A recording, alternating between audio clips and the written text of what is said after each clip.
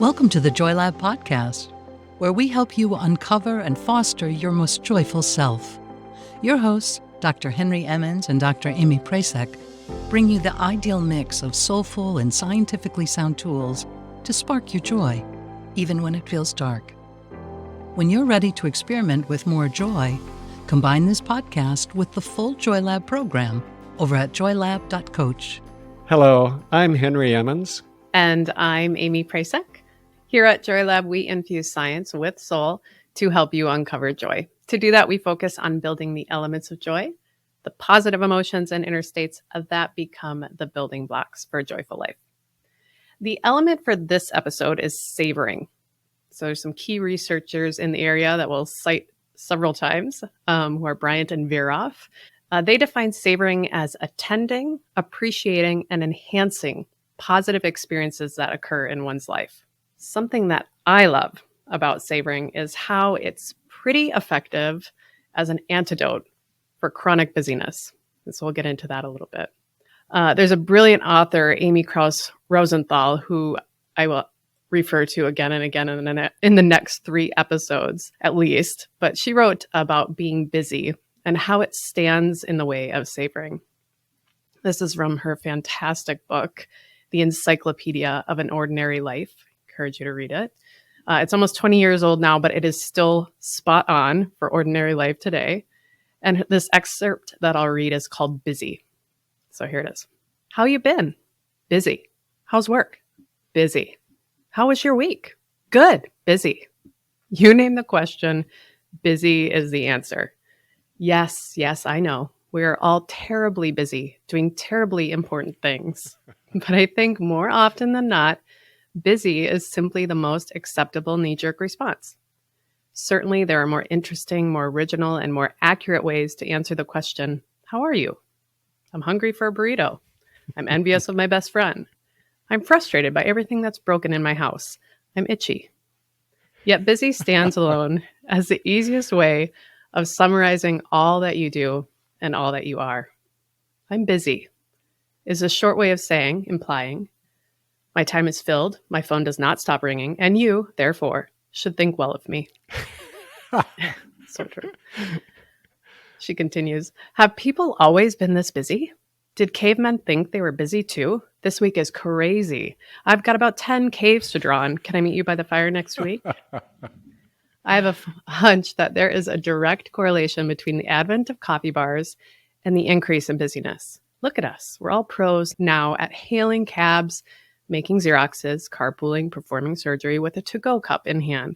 We're skittering about like hyperactive gerbils, high, not just on caffeine, but on caffeine's luscious byproduct, productivity. The joy of doing, accomplishing, crossing off. As kids, our stock answer to most every question, what did you do at school today? What's new? Was nothing. In our country's history, there have been exactly 7 kids who responded with a statement other than nothing, and 3 of those were named Hanson. Then, somewhere on the way to adulthood, we each took a 180-degree turn. We cashed in our nothing for busy. I'm starting to think that, like youth, the word nothing is wasted on the young. Maybe we should try reintroducing it into our grown-up vernacular. Nothing. I say it a few times and I can feel myself becoming more quiet, decaffeinated, zenish, nothing. Now I'm picturing emptiness, a white blanket, a couple ducks gliding on a still pond. Nothing, nothing, nothing. How did we get so far away from it? I love that, Amy. It is just a fun reading. And, I'm laughing because it's just so true, isn't it? Now, you said that was written almost 20 years ago, and I would wonder if kids still say nothing when they've asked what they've been doing, or if they also say busy now.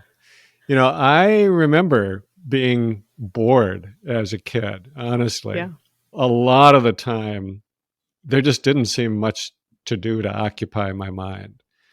I remember these long car trips or a lazy Sunday afternoon, and I am sure if I'd had video games to play, or I could hop on social media or simply watch TV, I would have done it for sure. But back then, there weren't many channels on TV. There, a lot of time, was nothing of interest. So it was simply better to just grab a book and read, or go outside and maybe find somebody to play with. And I think one thing that has changed really is that we just have so many more choices now. You know, our cell phones that we have in hand, we're always able to find something to draw our interest rather than just doing nothing and risking getting bored. And I'm sure most of us would not want to give up that freedom that we seem to have from it, but I'm not so sure that it actually adds to our freedom. You know, our physiology evolved in a very different world to help us survive. And a lot of our behavior, I think, is driven by one of these two things: either the desire to find pleasure or the aversion to pain. And the dopamine system, which we have talked about before, but it's really important in this discussion, it has a lot to do with the positive end of that, pleasure and motivation to get satisfaction. So when we find something we like, we want to do it again. We're designed very simply in this way, and it is good for our survival. But we are so clever and we have so many choices that we can easily work this system Right.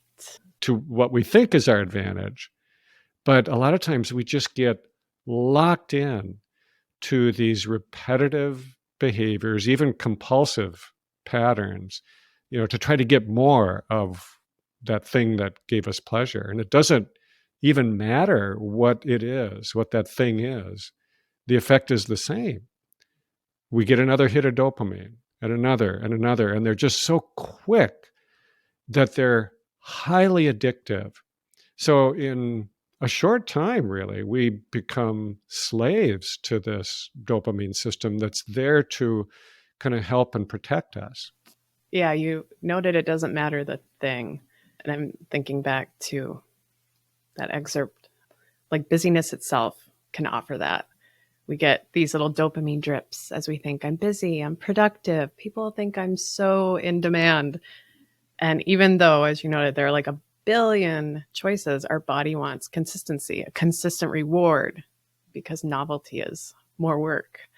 And as you said, our system wants to go get it again, even if it isn't feeling good or doing us much good anymore.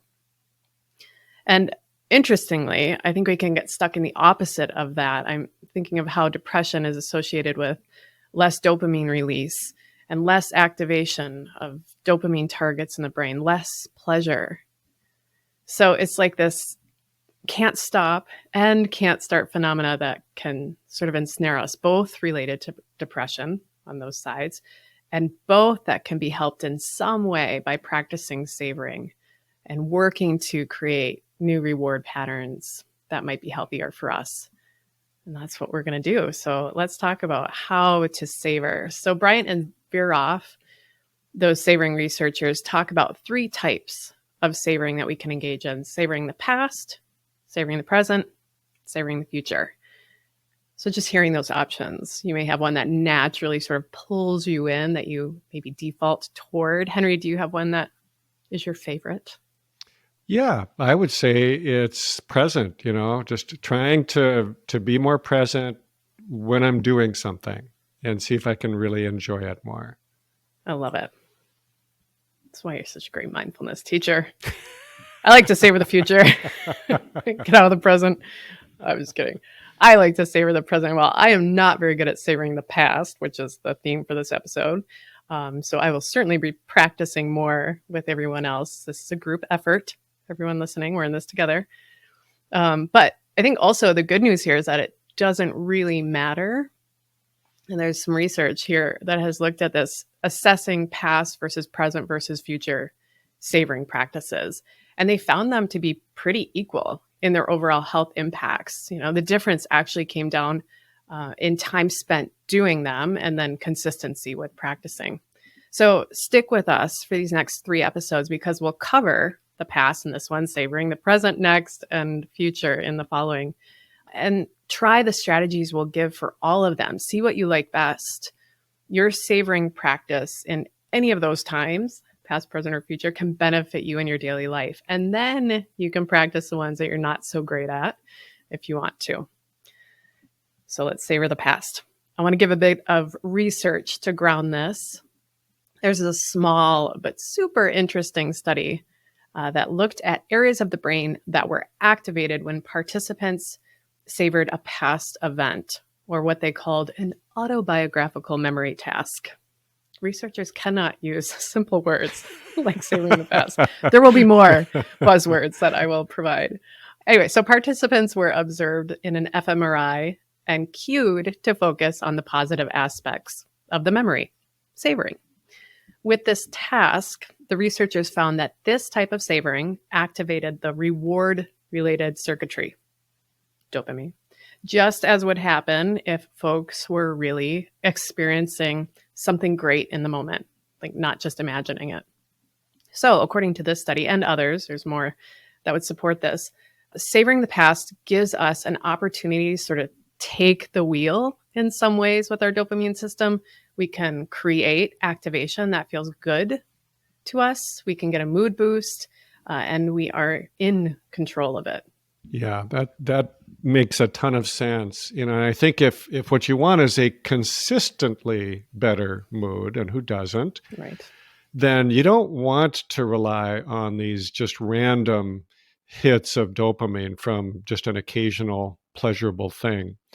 And you most definitely don't want to get caught up in those addictive patterns that we all know about. You want to be smart about how you relate to your built-in pleasure system, the dopamine system. There is a ton of research in the mental health world these days on what is known as emotional regulation. And I think it's because there's this burgeoning research is because so many of us are not very good at keeping our moods steady when things get really tough. In the research, there are 2 common ways to work at getting better at this. One of them is called effective suppression, and I'll say more about that in a minute. And the other is called cognitive reappraisal. So simply put, effective suppression means that you learn how to deal with these strongly negative emotions that we all experience after they arise for you. So let's just say anger as an example. You don't want to let yourself rage out of control. It's better, far better, to learn how to manage it, how to dampen it. So that's called effective suppression, and it's a really helpful tool. But if you've tried this, or if you just think about it, it takes a lot of energy to do this after the emotion has hit you, and it also takes a ton of skill. So if you're always putting out fires, it's going to get exhausting pretty fast. Cognitive reappraisal is the other option that they talk about, and that is more efficient. It doesn't take as much time. It doesn't take as much energy. And what it means is that basically you change the way that you think about things so that maybe they don't bother you so much. So you don't get that rage or that intense negative emotion in the first place. So this is more like going upstream, trying to prevent a problem before it gets bad. Now, this still takes a lot of energy and a lot of skill to do this well. It's not an easy thing, but it is worth learning. It's a great skill to have in your pocket. But we think that there's an easier way to get there, and one that's a lot more fun. And that's what we're calling savoring. Enjoying whatever comes your way. So it's using your built-in biology to try to have a better experience in the first place so that you don't have to change your thinking or tamp down your emotions. So this is more than just going upstream even. This is more like changing to a different stream altogether, getting into a more peaceful and beautiful stream area. Now, maybe one with even a nice little swimming hole that you can enjoy and savor. Yes. Yeah. There's so much, I think I'll say, misinformation on how learning and change require discomfort. No pain, no gain. Change is always hard. And I just think that's not always the case. And savoring is such a good example of another stream, like you said. And getting in some rapids every now and again can be powerful. And our elements of joy support that, to more bravely and compassionately step outside of our comfort zone and explore and create change. But the research also suggests we can create meaningful shifts by just chilling on a tube down the lazy river.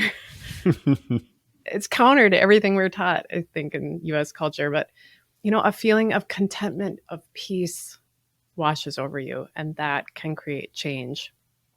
We don't need to fight the current all the time. I also love thinking about emotional suppression alongside savoring.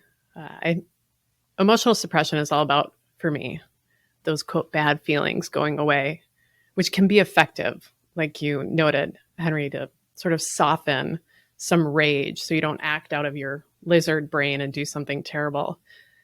But I think more commonly it becomes this practice of simply ignoring the tough feelings, shoving them under the rug, pushing them down.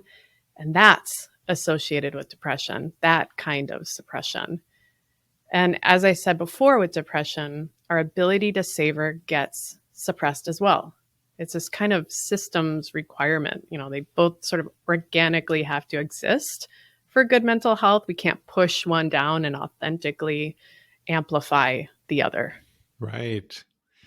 I think it's a good thing for us to remember that we do have built into us this circuitry for painful emotions too, right? We're supposed to feel bad once in a while. We're supposed to feel sad or angry or scared, depending on what's happening.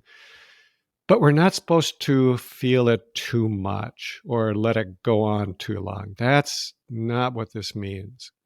So we have the circuitry for painful emotions and we have the circuitry for pleasure. We just don't want either one to become overly strong, overactivated. We want enough, but not too much. And I do think that savoring can get us there. It's like, when you're engaged, really engaged with what you're doing, but you're not busy.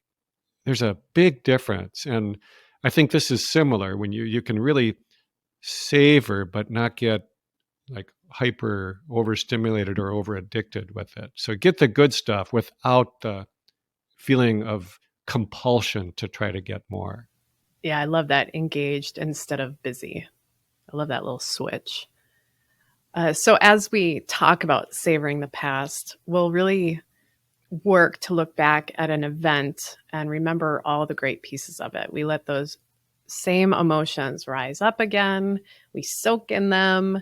We relive them in our mind's eye. And this can be a group activity. I love to do this with friends. I'm sure others can relate, perhaps reminiscing over some crazy, hilarious, ridiculous thing you did in your 20s. On the other side, I will tell a quick story. I remember when we took on a camping trip, 4 of us took our friend's mom's car, went off-roading in it. It was a not appropriate thing to do with the car. Got stuck on a boulder, somehow the axle, with the tires floating in the air. Whenever we gather together, we talk about that moment. And it just brings up the most wonderful sensations of a little bit of rebelliousness and glee and laughter. So maybe something just rose up for you and you can feel that smile. I don't even remember how we got the car down. It was terrible, but it's fun to think about now. That's kind of what we're doing. At the same time, I still have a bit of a bristly relationship with this strategy of savoring the past. I just cannot help but think that I'll turn into sort of that parent at the high school football game who, in between moments of screaming at their kid to focus, they'll tell you all about their glory days as the all-star high school quarterback every time you sit next to them again and again. And so I have this little twinge of fear, like savoring the past can sort of get me stuck there. I know it's my brain soaked in this culture of hyper productivity that's telling me this. And my wiser mind tells me there's a difference between living in something and practicing something. Yeah. I think the key to what you're talking about, Amy, is that idea of savoring the past rather than getting locked into it. It really depends on mindfulness right now, in the present, while you're reliving it. So, you can relive a past experience being intentional about it. I want to re-experience something wonderful from my life, and here's how I'm going to do it. That's very different than doing this reactive, repetitive reliving of something. It's doing it with intention in this moment. So you can use this mindful reimagining intentionally to open up yourself to the feelings, the good feelings from something that happened in the past. Yeah, that's the key there. And really focusing on those good feelings in that present moment as they rise up. So our element of savoring is like this really engaged, we've discussed mindful, conscious process. I think also this is just becoming a realization for me. If you have that fear that you're going to be the guy living in your glory days, you probably need to savor more. You very likely will never be that guy. Soaking in some of that nourishment is probably a really good thing. I'm just maybe talking to myself right now. But we want to give you one clear strategy on how to do this art of savoring the past without getting stuck there. The strategy is called 3 Good Things, and it comes from positive psychology researchers Seligman, Steen, Park, and Peterson in an article that looked at the effects of 10 positive psychology interventions. So it was this exercise that we're going to introduce and another one on strengths that were associated with increased happiness and decreased depressive symptoms for a final follow-up, which was at 6 months, that's a long time. So it's pretty impressive. Can you describe the practice for us, Henry? Sure. So 3 Good Things, which is how it's widely known, is an exercise that has really been studied a ton since that original research came out. I think it's 15, 20 years ago. And over, it's just shown that practicing this increases happiness and reduces depression, just like you were saying. It's very simple to do this. You can just kick back, take a little time to yourself, ask yourself to remember 3 events that were really positive for you. Write them down in your journal. Take some time to remember each of them one at a time. Take as long as you'd like to do this. It's that easy. Then, take a little more time and try to reflect on, why did this happen? What were the circumstances? What was the part you played in it? Who else was involved, and what part did they play in making this good thing happen? That's it. You don't have to analyze it. You don't have to figure anything out.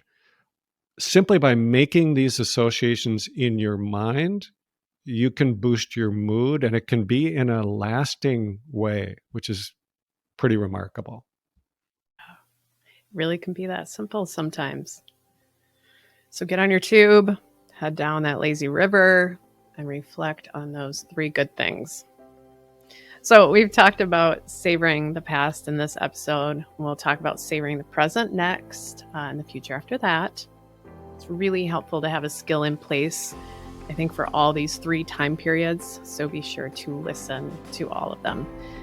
And to close our time today, I want to share some savoring wisdom from the brilliant thinker Helen Keller.